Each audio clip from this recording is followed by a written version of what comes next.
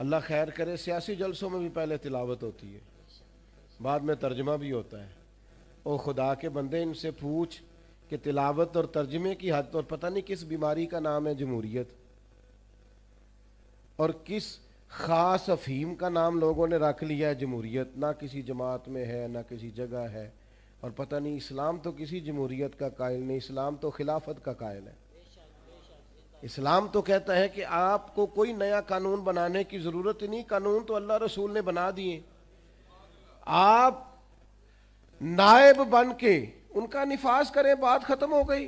اور لوگ اپنا اپنا چورن بیچتے ہیں، اور قوم کو وہ جس زمانے میں غالباً 97 میں یا 99 میں ایک حکومت بدلی تھی، تو میں صبح صبح ایک جگہ پہ اخبار پڑھ رہا تھا، تو ایک بابا جی ناشتہ بیچا کرتے تھے، میں نے ان سے کہا آپ کو پتہ ہے رات کی حکومت بدل گئی؟ کہندا پتر جیڑا مرضی آوے، میں تے مزدوری کر کے روٹی کھانی، سانوں تے حکومتاں دا کدے کوئی فائدہ نظر، محنت کرتے ہیں تو کھاتے ہیں، کہیں نظر نہیں آتا یہ معاملہ کیا ہے۔ تو بھائی یاد رکھیں گے آپ کہ آپ تلاوتیں تو کرا رہے ہیں اسمبلیوں میں بھی، دیگر جگہوں یہ بھی بتائیں کہ قرآن کے نظام کے مطابق چلا رہے ہیں نظم کو۔ قرآن مجید، حدیث پاک یہ عمل کے لیے ہیں۔ ہمارے ہاں جلسے ہوتے ہیں، کتنے گھنٹے کی تقریر ہوئی؟ 3 گھنٹے کی۔ کتنے گھنٹے کی تقریر ہوئی؟ 2 گھنٹے۔ کتنے گھنٹے کی تقریر ہوئی؟ 1.5 گھنٹے کی۔ اب آپ ساری تقریر چھوڑیں، 5 منٹ اس جو تقریر ہے اس میں سے 5 منٹ والی تقریر پہ عمل کریں، جو بتایا گیا اس میں سے 5۔ میں ایک جگہ پہ بیان کے لیے گیا تو گفتگو میں نے کی، میں آ گیا، اگلے سال وہ دوست پھر آ گئے، کہنے لگے پچھلے سال آپ نے 25 منٹ تقریر کی تھی، ایت کی لمبی کیجئے گا۔ میں نے کہا 25 منٹ والی پہ عمل ہو گیا، اگر تو 25 منٹ والی پہ عمل ہو گیا تو چلو اس دفعہ 40 منٹ کر لیتے ہیں، لیکن اگر ہم نے قرآن و حدیث کو بھی معاذ اللہ کانوں کے ذائقے کے لیے رکھا ہوا ہے، کیا بات کی، بڑا مزہ آیا ماشاءاللہ، وہ عمل کب کرنا؟ صحابہ کرام نے کتاب و سنت کو لیا تو وہ سمجھتے تھے یہی تعلیمات نجات ہے، جو حکم آیا عمل کیا۔ اللہ نے فرمایا لن تنالوا البر حتی تنفقوا مما تحبون، تم ہرگز بھلائی کو نہیں پہنچو گے جب تک اپنی پیاری چیز خرچ نہ کرو۔ ہم نے بھی آیت سنی ہے نا کئی دفعہ۔ میں آپ سے ہاں نہ نہیں کراتا، آپ بولیے گا نا، بس اپنے دل سے پوچھئے گا کیا کبھی کوئی پیاری چیز خرچ کی ہے اللہ کے راستے میں؟ یہ بڑی پیاری تھی، رب کے راستے میں دے دو۔ یہاں تو مسجد کی ٹوپی میں وہ نوٹ نکل آتے ہیں جو چلتے ہی نہیں، پیاری چیز خرچ کر رہے ہیں نا اللہ کے راستے میں۔ جو یہ آیت ہم نے بھی سنی اور صحابہ نے بھی سنی، لیکن حضرت ابو طلحہ انصاری نے آ کے فوراً عرض کیا آیت سننے کے بعد کہ یا رسول اللہ صلی اللہ علیہ وسلم، مجھے باغ بڑا پیارا ہے، اور رب کہتا ہے اللہ کے راستے میں پیاری چیز خرچ کرو تو میرا باغ قبول فرما لے۔ ایک صحابی نے عرض کی حضور یہ گھوڑا بڑا پیارا ہے، میں نے بڑے چاؤ سے رکھا ہے، خدمت کرتا ہوں، میرا قبول فرما لے۔ ایک شخص کو، ایک صحابی کو شکر پسند تھی، وہ شکر کی بوریاں ہی خرید کر خیرات کرتے۔ وہ کہتے جب میرا مالک کہتا ہے پیاری چیز خرچ کرو تو پھر میں پیاری خرچ کروں گا نا۔ بھائی قرآن و حدیث پر عمل کیا جائے، یہ عمل کے لیے آیا ہے۔ آپ اس پر سبحان اللہ کہہ کے، ماشاءاللہ کہہ کے اور نعرہ لگا کے رخصت نہیں ہو جائیں، بلکہ کتاب و سنت کے جو احکام ہیں ان پر عمل کریں گے۔ ایک آیت نازل ہوئی اقترب للناس حسابهم وهم فی غفلۃ معرضون، حساب کا وقت قریب آ گیا ہے اور لوگ ابھی بھی غفلت میں منہ پھیرے ہوئے۔ وقت حساب کا آ گیا ہے، ٹائم آ گیا ہے، اٹھنا فریدہ ستیا، داڑھی آ گیا ہی پور، ہن تے اگا نیڑے آ گیا ہی، ہن تے پیچھا رہ گیا ہی دور، تے چل اٹھنا فریدہ ستیا تے خلقت ویکھن جا، وہ متے کوئی مل جائی بخشیا تے تم ہی بخشیا جا۔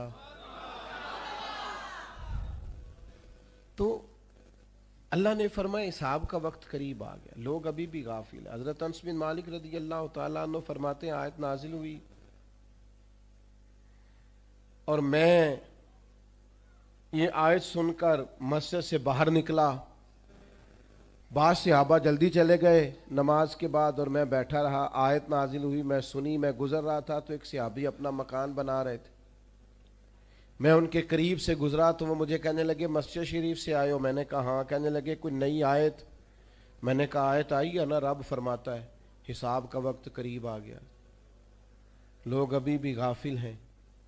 کہتے ہیں یہ آیت میں نے سنائی، وہ اوپر تھے، دیوار اونچی ہو گئی تھی، چھت کے قریب صحابی کام کر رہے تھے، میں نے آیت سنائی، میں آگے گزر گیا، پیچھے سے مجھے کچھ گرنے کی آواز آئی، میں نے پلٹ کے دیکھا تو انہوں نے چھلانگ لگا دی تھی۔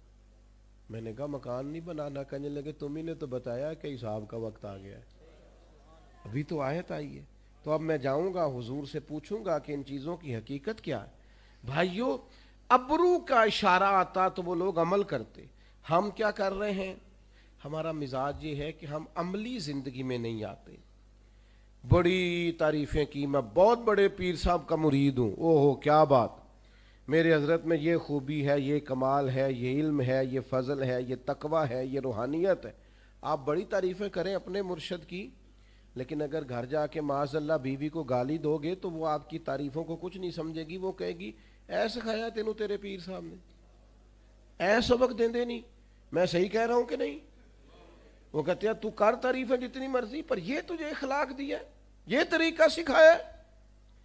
آپ کہے میں بہت بڑے استاد صاحب کے پاس بیٹھتا ہوں، کیا بات ہے، آج کیا نکتہ بیان کیا، لیکن اگر آپ اپنے ہمسائے کے ساتھ سلوک اچھا نہیں نہ کرتے تو کہتا ہے یہ تمہیں تعلیم دیتے ہیں تمہارے استاد، یہ بتاتے ہیں تمہیں، ایک منٹ کے اندر لوگ کہہ دیتے ہیں یہ تمہارا سٹیٹس ہے۔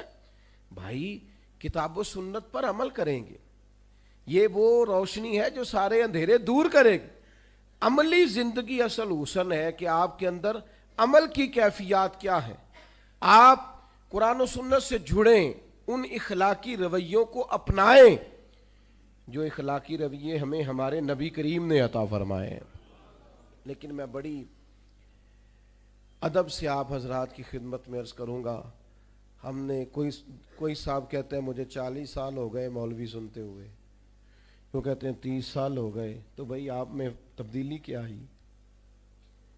کیا آپ نے سیکھا؟ کہ میں ایک جگہ پہ بیان کے لیے مجھے بلا لیا گیا، حاضر ہو گیا، تو مجھے کہنے لگے کہ شاید 21ویں کے 22ویں یا شاید 25ویں کے 26ویں ہماری محفل ہے، اور بڑے بڑے انہوں نے نامور علماء خطباء کے نام، یہ آئے وہ آئے، میزبان، ہم نے اس کو بلایا، پھر اگلے سال اس کو بلایا، وہ بتاتے ہیں نا ہمارے بچے قائل کرنے کے لیے بعض اوقات، تو مجھے بھی انہوں نے کہا، تو میں نے میزبان سے جو ذرا زیادہ ہی باتیں کر رہے تھے، میں نے ان سے کہا کہ کان میں نے کہا اب نماز پڑھتے ہیں؟ کہنے لگا بس سستی ہو جاتی، دعا کرو۔ میں انہوں کیا میں کیا گونا دسی کہ انہیں مولوی بلائے نے، نہیں سمجھے بات آپ؟ میں کیا نہیں بدنام نہ کری، انہوں نے کہنا ایڈے 25-26 مولوی بھی تینوں نمازی نہیں بنا سکے، تو یہ بدنام نہ کرنا، آج کے بعد کوئی ضرورت نہیں ہے بتانے کی کہ میں فلاں کو بھی بلایا، فلاں کو بھی، اس کا معنی ہی کوئی نہیں۔ یہ کیا ہے محفل کو آپ نے کیا سمجھ لیا؟ یہ اتنی بڑی نعمت تھی، اتنا برکت والا کام تھا محفل، اس میں تو دل بدل جاتے ہیں، پر آپ نے کیا ماحول سمجھا ہے محفل کا؟ اس کو بھی ایک دنیا داری بنا لیا، کیا سمجھا آپ نے اس کو؟ تو بھائی عملی زندگی، کردار والی زندگی، آپ کا اخلاق سنور جائے، ایک محفل سے بندہ اٹھ کے جائے تو ایک بری عادت تو چھوڑے نا، ایک اچھی عادت تو اپنائے نا، اس کے اندر سے ایک شر جائے، کم از کم ایک محفل کے بعد ایک خیر تو آئے نا۔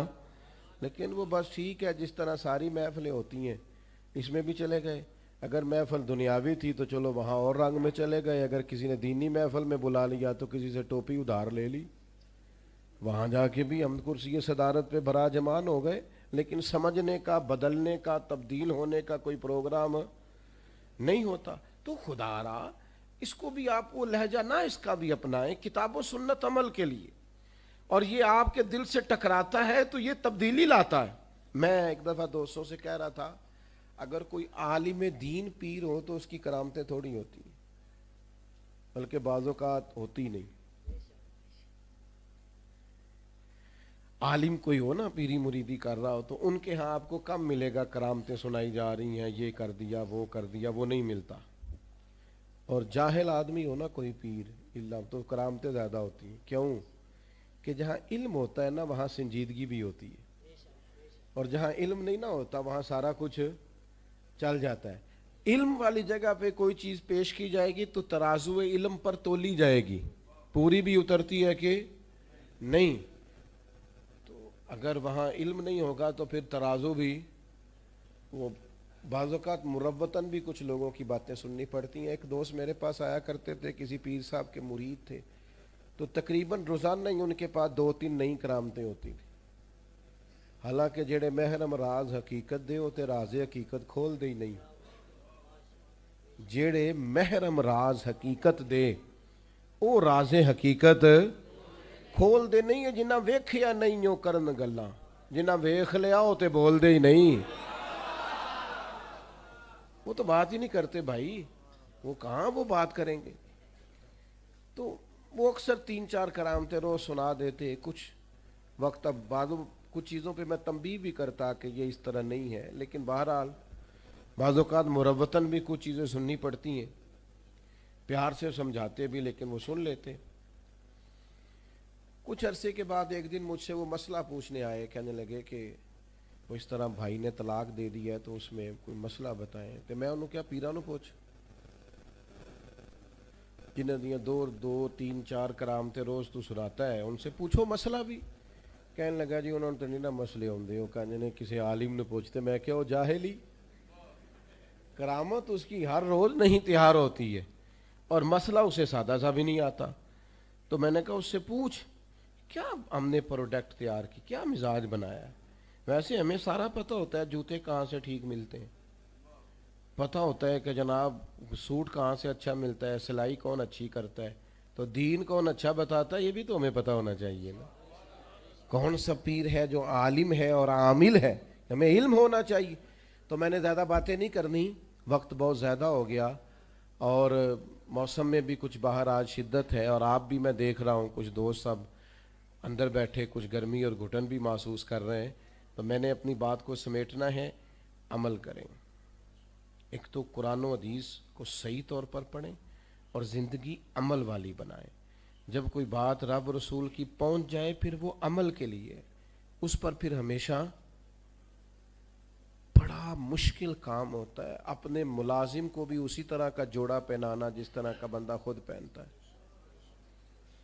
لوگ جب پرانے کپڑے اتار کے کسی کو دیتے ہیں تو کہتے ہیں اجے نویں ہی نے, حالانکہ جی نویں ہی ہوندے تو دینے کوئی نہیں ساسو, ایسے ہی بول رہا ہے جان بوجھ کے. اور پھر ہمارے زمانے میں تو جس بیچارے کے پاس ڈرائیور رکھنے کے پیسے ہوتے ہیں اس کی یہ بھی خواہش ہوتی کہ میری گاڑی کا دروازہ بھی ڈرائیور ہی کھولے. حالانکہ اتنا بندے کو کمزور نہیں ہو جانا چاہیے, لیکن بس ذہن بن جاتا ہے نا. یہ بڑا مشکل مرحلہ ہے کہ آپ اپنے ملازم کو اپنے خادم کو بھی اس لیول کا کھانا پینا پہننا دیں جو آپ پہنتے ہیں. یہ آسان نہیں ہوتا, لیکن ایک مقام پہ صرف نبی کریم نے حضرت ابو ذر غفاری سے کہا, فرماتے ہیں میں نے کسی غلام کو ڈانٹ دیا تھا تو محبوب نے فرمایا یہ تمہارے بھائی ہیں بھائی, جیسا خود کھانا ویسا انہیں بھی کھلانا, جیسا خود پہننا ویسا. تو ایک دن حضرت ابو ذر غفاری اپنے غلام کے ساتھ باہر نکلے تو آقا اور غلام نے ایک طرح کے ایک لیول کے لباس پہنا ہوا تھا.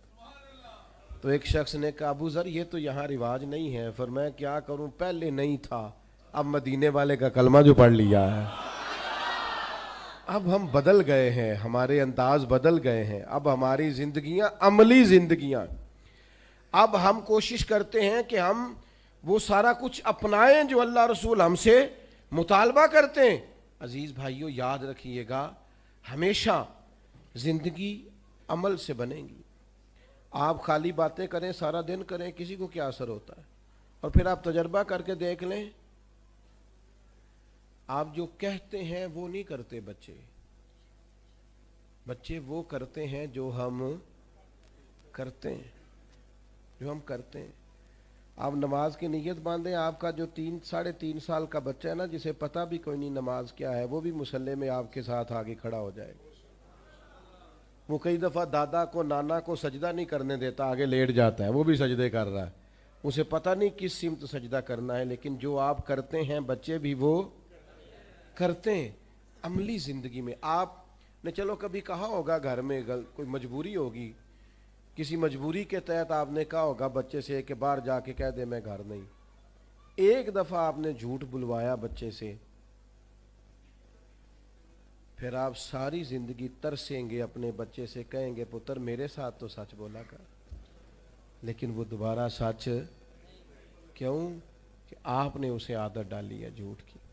میرے بھائی کتاب و سنت کو پڑھیں اور عمل کے لیے، عملی زندگی میں نافذ کرنے کے لیے۔ بس بات سمیٹتا ہوں، حضرت مولا علی شیر خدا رضی اللہ تعالی عنہ بازار چلے گئے، اپنے غلام کو ساتھ لے گئے، 2 جوڑے خریدے پہننے کے لیے، ایک ذرا مہنگا تھا ایک سستا تھا۔ غلام کہتا میں سمجھ گیا مہنگا آقا کا ہے اور سستا غلام کا، ایسے ہی ہوتا ہے نا جی۔ فرماتے ہیں تھیلے میں کپڑے ڈال لیے، شاپنگ کرنے کس کے ساتھ گئے؟ غلام کے ساتھ۔ مولا علی کس کے ساتھ گئے؟ ایک مشورہ دوں آپ کو، غلام کے ساتھ نہ جائیں، ابا جی کے ساتھ جائیں۔ دوستوں کو فون کرتے ہو نا، آج روٹی نہ کہیں کٹھے کھاواں گے، کدی کدی ابا جی نو فون کرو، ابا جی آج میرا دل بڑا کردا ہے، تسی کھانا نہیں کھانا جنی دیر میں نہ آواں، مجھے امید ہے اس دن آپ کا باپ دوائی نہیں کھائے گا، اس کی طبیعت ٹھیک ہو جائے گی۔ اماں سے فرمائش کریں کہ اماں جی میرا بڑا ہی دل کرتا ہے آج روٹی آپ نے پکانی ہے، میرا دل کر رہا ہے۔ آپ یقین کریں اماں بڑی بوڑھی اور بیمار بھی ہوگی تو طاقت آ جائے گی۔ میرے بیٹے نے کہا لیکن ہم نے سارا وقت ہی یاروں کے لیے رکھ لیا ہے، ماں باپ کو خرچہ نہ دو، ٹائم دو، چھوٹے چھوٹے مشورے ابا جی سے کیا کرو، چھوٹی چھوٹی باتیں اماں سے پوچھا کرو۔ اماں جی سے کبھی کہیں، ابا جی سے کہیں کہ آپ میرے ساتھ چلیں نا بازار میں کپڑے پسند کرنے، تو ان کو تازگی ملے گی، سکون آئے گا۔ حضرت مولا علی غلام کے ساتھ گئے، ایک مہنگا ایک سستا 2 جوڑے خرید لیے، واپس آئے، رستے میں وہ خاص مقام آ گیا جس مقام پہ حضرت مولا علی نے اپنے کاشانہ نور پہ جانا تھا، غلام نے اپنی خوابگاہ میں اپنے گھر جانا تھا۔ حضرت علی فرمانے لگے بھائی وہ میرے والا سوٹ دینا، اس نے وہ مہنگا نکال کے دیا، تو حضرت علی فرمانے لگے یہ نہیں میرا تو وہ دوسرا ہے۔ غلام کہنے لگا حضور آپ مہنگا پہنے نا، آپ آقا ہے میں غلام ہوں، آپ پہنے نا مہنگا۔ تو حضرت علی عالم ہے نا، فرمانے لگے اگر کسی دلیل سے ہی تقسیم کرنا ہے نا تو دلیل میں دے دیتا ہوں۔ کہا جناب کون سی؟ فرمایا اگر دلیل سے ہی بانٹنا ہے تو تو مہنگا پہن لے، تو جوان ہے، اور میں سستا پہن لیتا ہوں، میں بوڑھا ہوں۔ چلو دلیل سے ہی تقسیم کرنا ہے تو یوں کر لیں، عمل والی زندگی، کردار والی زندگی، باتیں تھوڑی بھی ہو جائیں، تقریریں تھوڑی بھی ہو جائیں، گفت و شنید تھوڑی بھی ہو جائے، پر دوستو عمل۔ اور میں نوجوانوں سے بالخصوص کہوں گا اگر آج آپ نے سچ بولنا شروع نہ کیا تو پھر آخری عمر تک سچ کی عادت نہیں ہوگی۔ آج خوددار بنے، عزت نفس کا مزاج بنائیں، جو آپ کا ہے صرف اسے ہی لیں، قناعت پسند بنے۔ آج بنیں گے تو بہتری آ جائے، لیکن اگر آج آپ پابند